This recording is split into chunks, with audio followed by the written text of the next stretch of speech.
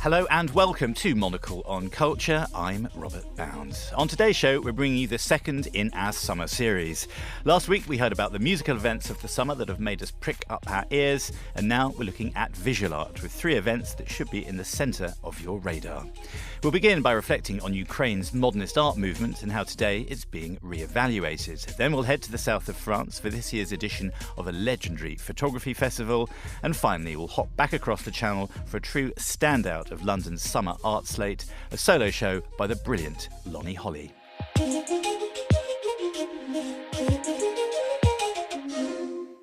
The first exhibition of Ukrainian modernist art in the UK was unveiled at London's Royal Academy last month. Displaying works from the early 20th century, In the Eye of the Storm contains paintings from well-known names like Sonia Delaunay and Kazimir Malevich, who've been exhibited in the UK's capital before, but labelled as Russian artists. Now, though, their Ukrainian roots are being explored. Monocle's Julia Lassica went to the RA to learn what this means for the art world and what lovers of modernist art have been missing out on for so long. Visual arts are a central part of a country's soft power strategy.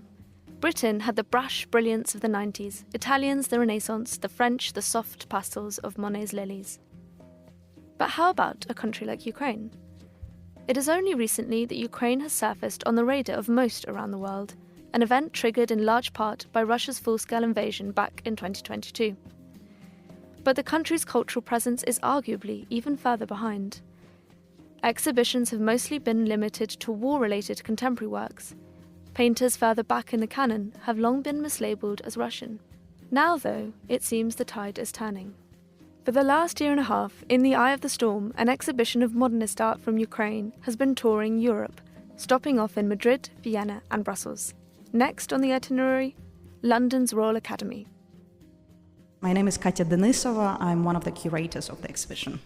Modernism in Ukraine was an extremely vivid and dynamic period, and it is reflected in the colors that you see and in the compositional structure that you see in the art that we present in this exhibition, especially first room, where we are looking at works that were created in the so-called Cubo-Futurist style, which was a combination of Cubism and Futurism. And many of those works, they're abstract, but the way artists from Ukraine worked with colors, the way they rhythmically composed pictures, it's extremely dynamic and extremely vivid.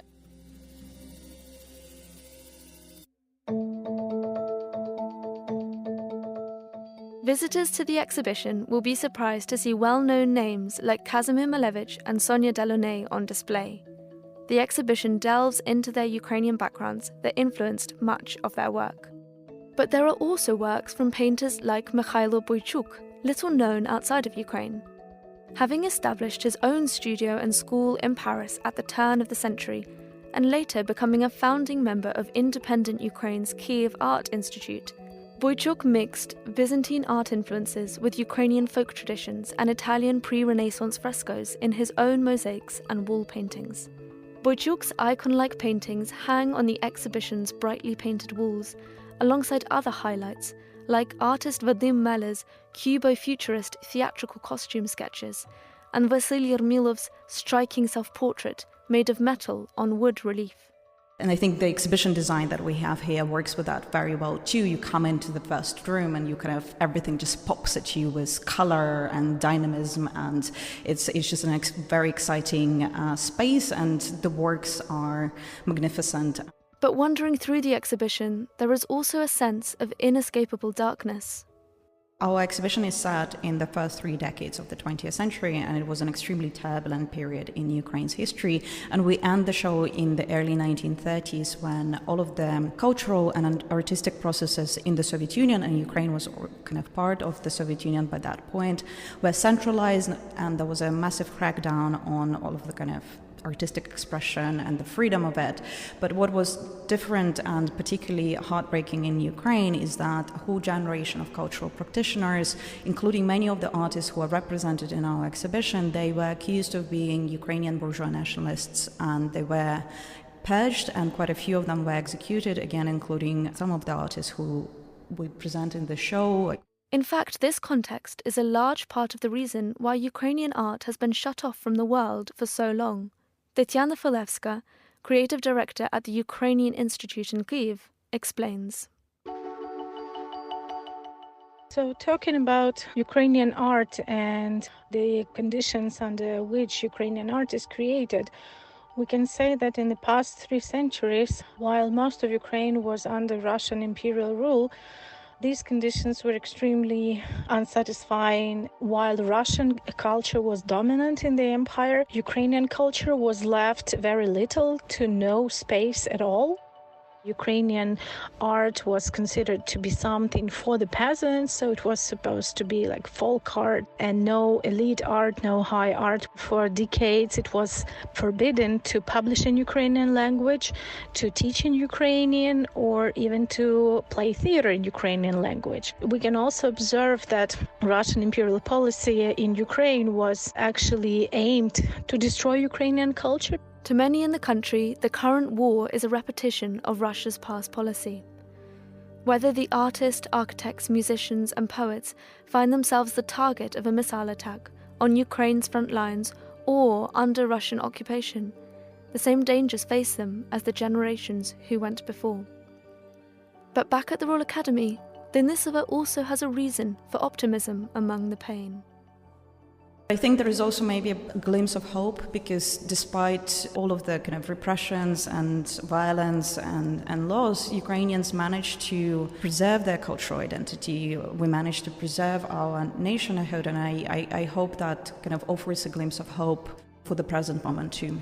This is really kind of a project of cultural diplomacy to an extent, because we are presenting Ukrainian art and artists from Ukraine as kind of a standalone entity, and we're trying to counteract some of the kind of existing Russocentric interpretations of art history from our region. This is the first exhibition of Ukrainian art in the UK. There were exhibitions maybe of individual artists, some contemporary artists, but like a group exhibition of this scale, this is the first time, and many, I think maybe 80% of the names will be completely unknown to the British public or international public more broadly, but I think the quality of the art speaks for itself, and when the audiences who are not prepared to see such quality kind of see it, they're really impressed by it. So I think it's important, there is importance of this project on various levels for the current moment in Ukraine, but also kind of more broadly for kind of institutions and art historical scholarship and how we present art from this region and this period going forward. For those who have spent years working to spread knowledge about Ukraine's vibrant culture, there is hope that this is also just the beginning of another age of renaissance and rediscovery, this time without an abrupt ending. For Monocle Radio, I'm Julia Lassica.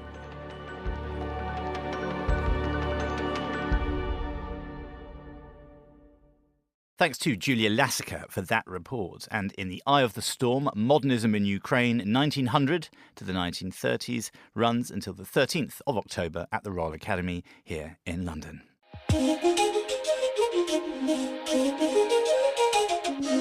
Next up this year marks the impressive 55th birthday of Les Rencontres d'Arles, the internationally renowned photography festival that arrives in the south of France every summer.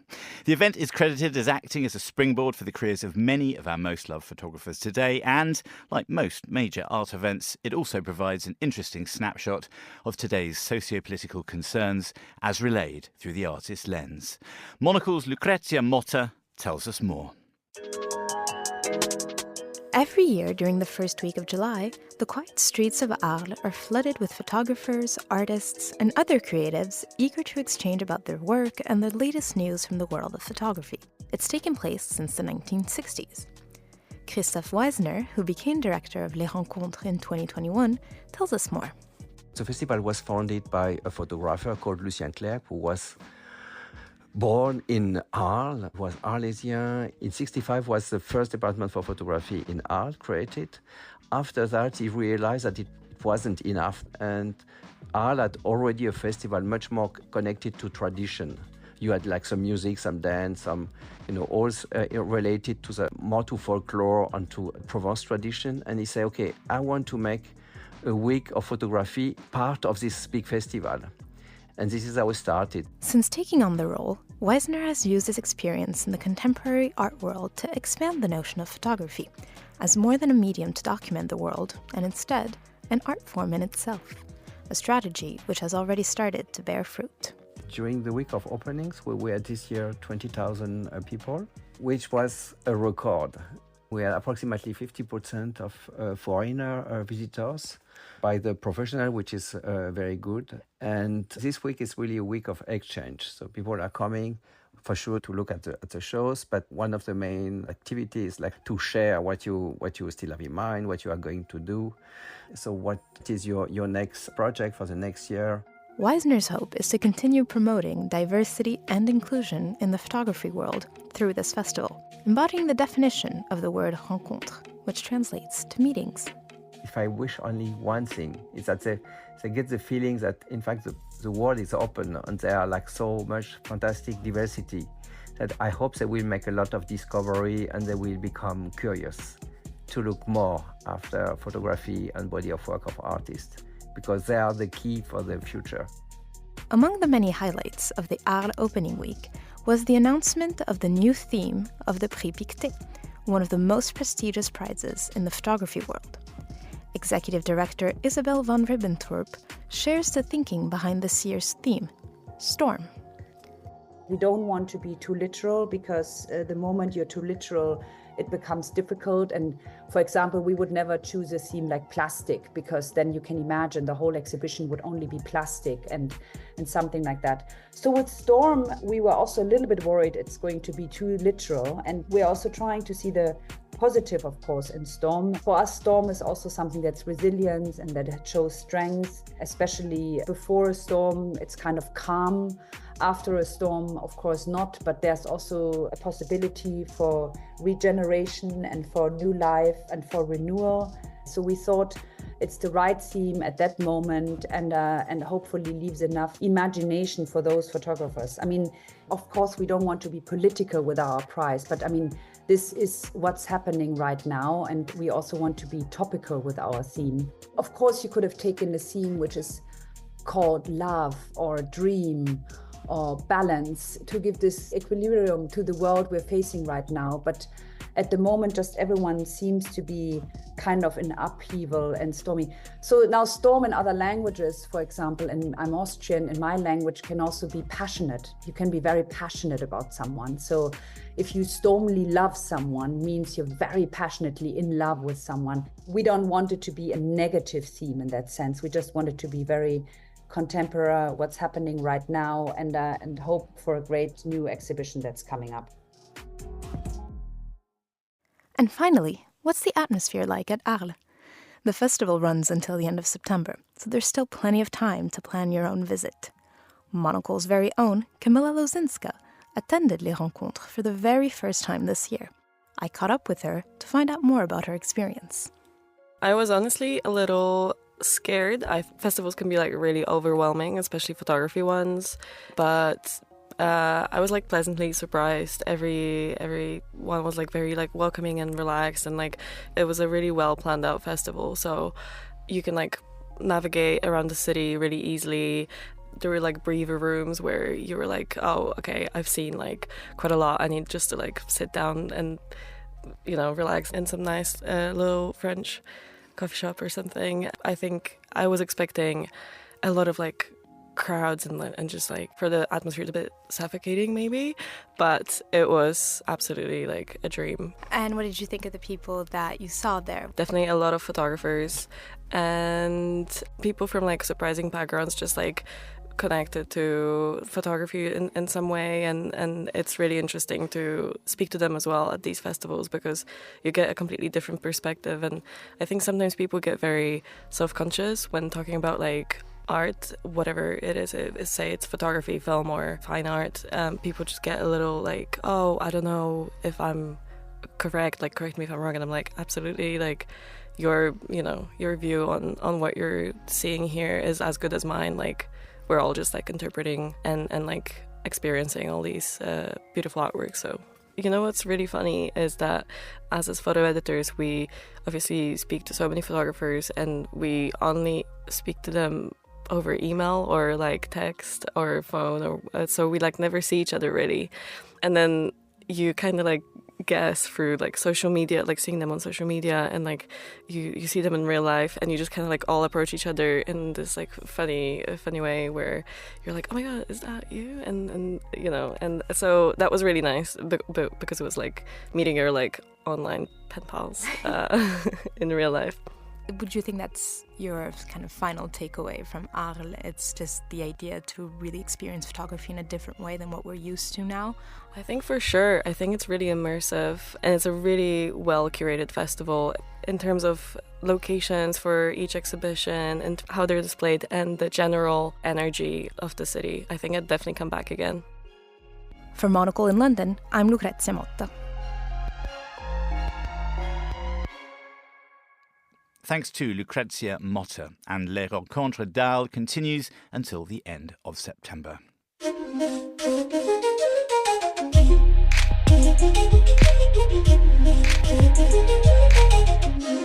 And finally on today's show, this summer, North London is playing host to an exhibition by the American artist and musician Lonnie Holley.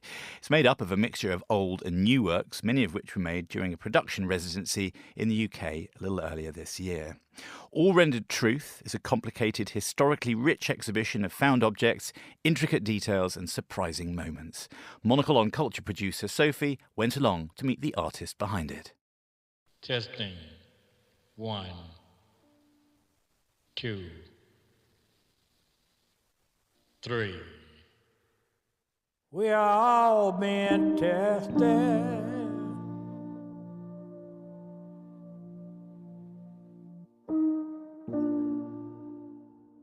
When I get to Camden Arts Centre, Lonnie Holley has accidentally become otherwise engaged. Before my arrival, he'd spotted some clay and couldn't help but sit down, get stuck in, and begin to create something new. The scene is a portent for what's to come in the exhibition, a varied, expansive body of work that, at its heart, shows the artist's deep appreciation for the materials with which he chooses to work. In Lonnie Holley's institutional solo show, All Rendered Truth, there's a room of paintings and his 2018 film, I Snuck Off the Slave Ship, playing in another. But the majority of the spaces are dedicated to Lonnie's sculptures. Like his film, or the chain motifs that crop up in the paintings, the sculptures speak to the artist's history, his early life in Jim Crow-era Alabama, and the legacies of slavery. The materials are something that is important to me because of what my grandmother and my grandfather and my fathers and my uncles, what they had to do and the kind of material that they grew and learned how to use. Either making it materials from the different foundries or different plants. You can always think about grandmother and grandfather and their planting seeds and the tools that they use in the process of agriculture and all of these other things. I try to put a little bit of all of that into my art, all the way to the point of technology, or the technical points that I try to show. It's just so beautiful.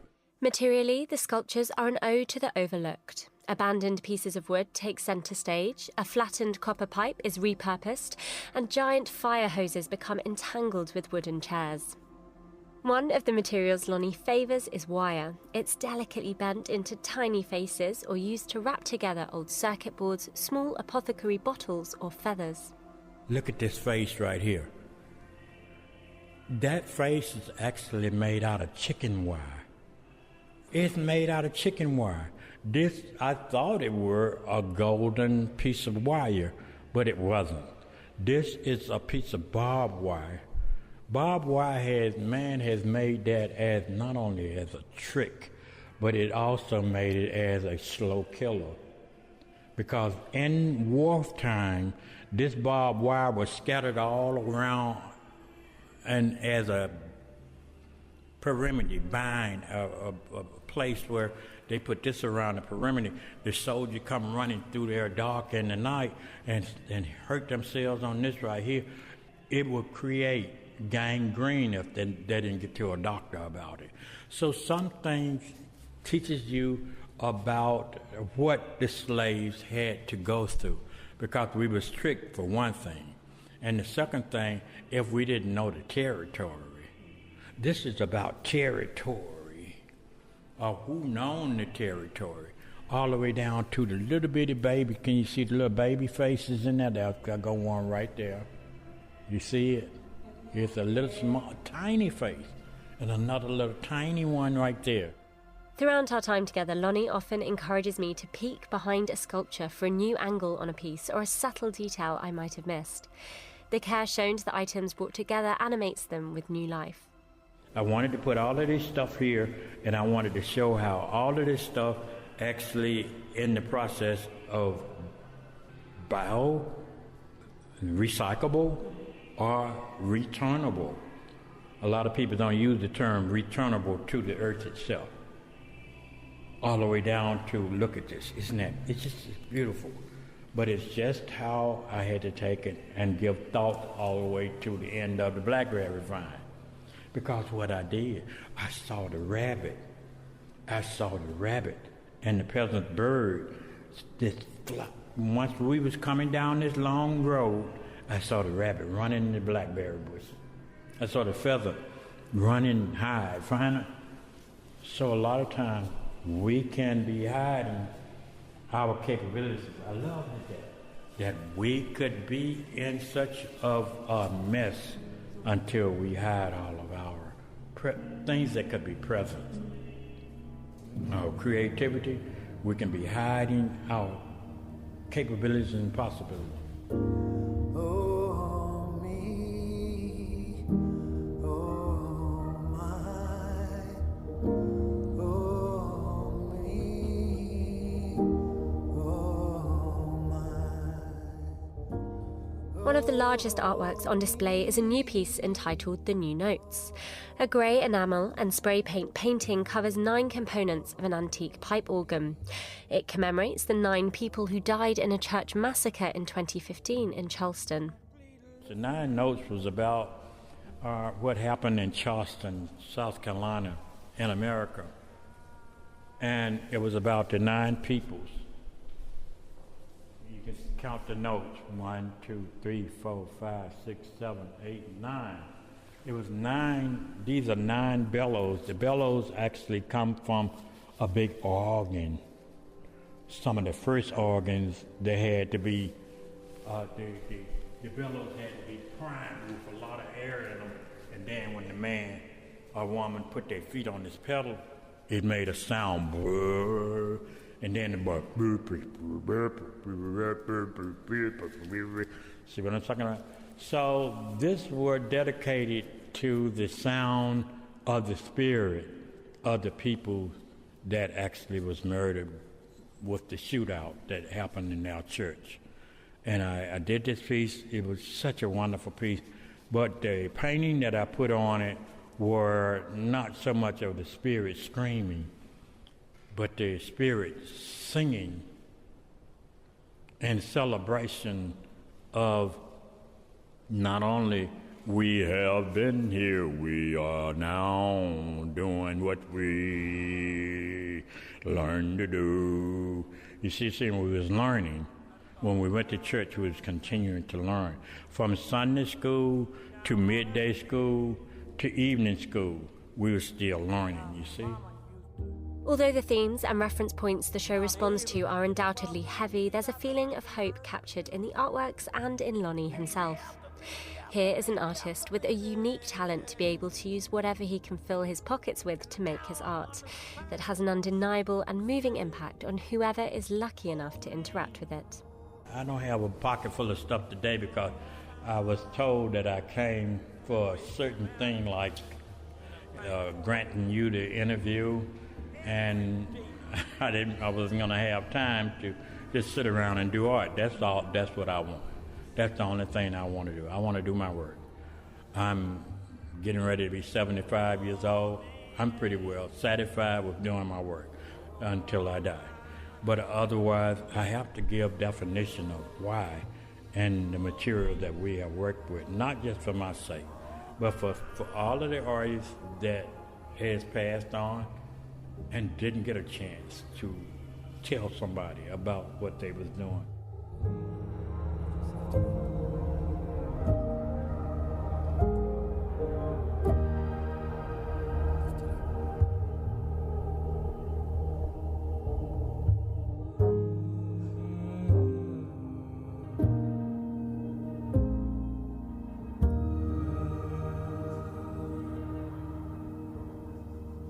Lonnie Holley's All Rendered Truth is on until the 15th of September at the Camden Arts Centre. And the music in that piece was taken from his 2023 album, Oh Me, Oh My. And that is it for this week. My thanks to Julia Lassica and Lucrezia Motta for their reporting, and of course to Sophie. Monocle on Culture is produced by Sophie Monaghan-Coombs and Steph Chungu, and Steph also edits the show. We'll be back at the same time next week, but until then, from me, Robert Bound, thanks for tuning in.